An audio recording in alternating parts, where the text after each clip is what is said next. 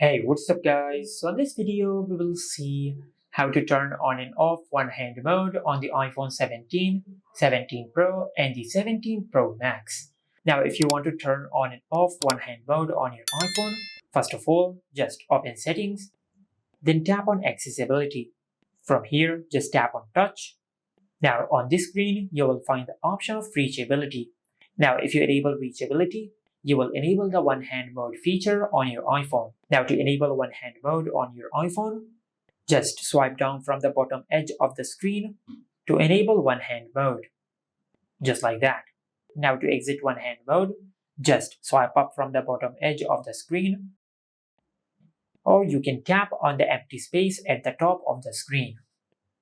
And if you want to disable the one-hand mode feature on your iPhone, just go back to Settings, and in the touch settings under Accessibility, just disable Reachability. And after you disable Reachability, you will disable the one-hand mode feature on your iPhone. Just like that. And this is how you can turn on and off one-hand mode on the iPhone 17, 17 Pro and the 17 Pro Max.